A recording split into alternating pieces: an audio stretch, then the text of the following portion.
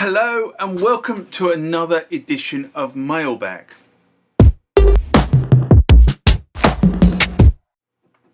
What is Mailbag? Well, Mailbag is a feature of the channel where you guys leave lots of comments on the channel and I attempt to answer those comments, or if I can't answer those comments, I throw it out to you guys who have more knowledge on some of this stuff than I do. So let's get into the first mailbag of this session.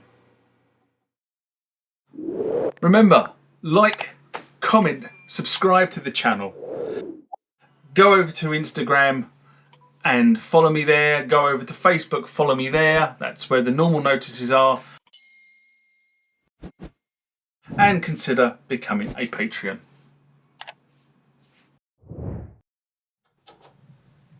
Okay, next one comes from Luke Capitari. 4741. What all these numbers are about? This was a response to the Boss MicroRack effects video I did in August 2023. And Luke writes, glad to see another video on these units. Most of the Boss MicroRack effects are fairly decent but unremarkable. However, the RPS-10 pitch shifter delay and RSD-10 sample delay has some very interesting tricks up their sleeves. The pitch shifter unit can be pitch controlled by an external audio source. You could run a guitar unit through with all the synth arpeggiator sequence controlling the pitch input for a really weird effect. And the sample delay unit makes small sample snippets of incoming signals. The rate at which can be controlled by a gate signal input from the back of the unit. For anyone looking to do some weird and experimental stuff, these particular two Boss units are really quite unique and worth seeking out. Now, unfortunately, the idea, thanks for the idea on the RPS-10, I may try to set something up with this unit, but unfortunately I don't own I don't own either of them, but I haven't got in my possession an RSD-10. It is not within the owner's collection who I've borrowed those units off of. So if I haven't given them back over Christmas, I've said this before, I will try to get them out and see if I can do some weird stuff with them just to see what happens. It might be rather interesting. It might be a spectacular failure. I just don't know, because last time I used them I was kind of rather underwhelmed by what they gave me in a single unit as opposed to what I got out of a multi-effects unit from a few years later.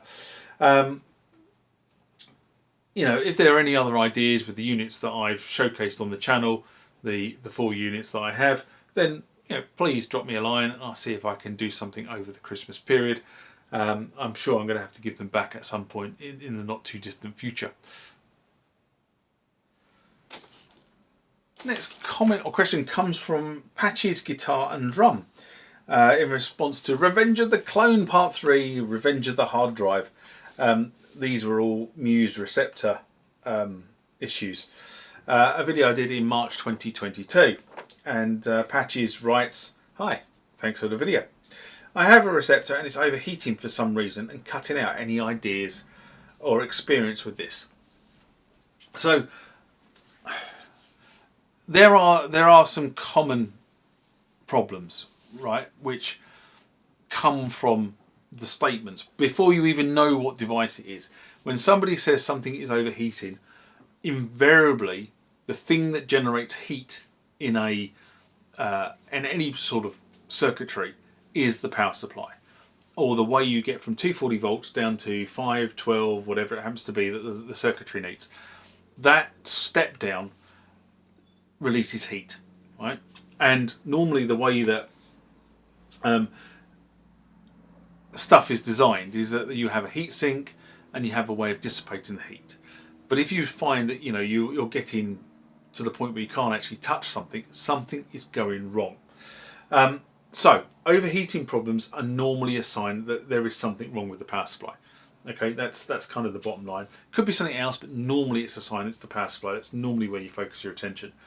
And if the heat is emanating from the area where the power goes into the machine, that's a pretty good other.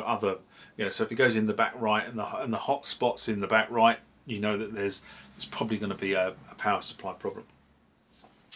Now the good thing about the MUSE receptor is effectively, it is a computer. It's a computer with a specialised input-output board, and obviously it's running the MUSE logic.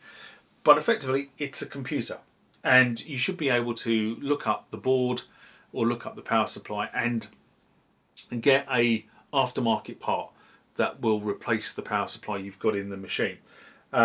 Now, my red receptor has an aftermarket part in. I'm probably going to change the power supply in the red receptor again, actually, because the guy who did the last replacement did a god-awful job of doing it. So rather than actually... So in the MUSE, if you imagine, you've got sort of screw sockets for where the power supply... And it would have been a standard power supply for that style of computer.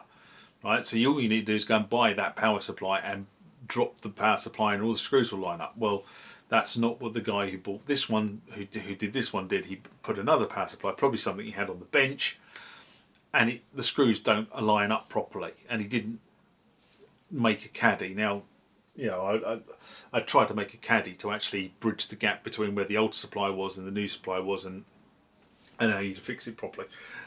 So it's one of those jobs that I've kind of got on the desk. The MUSE, the red receptor works beautifully, but I'm not happy with that. So that's something that will happen at some point. So you might need to, you may not be able to get the same power supply. I've not really looked, but if you do, you might need to modify where the mounting points are. As I say, build a caddy. Now the flip side, if you're comfortable with electronics, you can open up the power supply and identify what components in the power supply are actually causing your problem. It's normally capacitors and voltage regulators is normally where the problems come from. The voltage regulator is working too hard, and capacitors have failed and therefore are acting like resistors, not doing their job properly. You've got resistors that may have failed and not appropriately smoothing the current. So there can be a number of things. It could be that, you know, the power supply is now giving out, instead of giving out 5 volts, it's giving out 10 volts, and therefore the voltage regulator is having to work like gigaro to try and get that voltage down to 5 volts so you don't destroy the rest of the circuitry. But if you're comfortable with electronics, you know, you can crack it open. If you're not comfortable with electronics, open it up, read the model number of the power supply off, and then do a Google on the internet. I'm sure you will be able to find a supplier who is selling a aftermarket part that matches the requirements of this power supply, because you probably can't get that one anymore.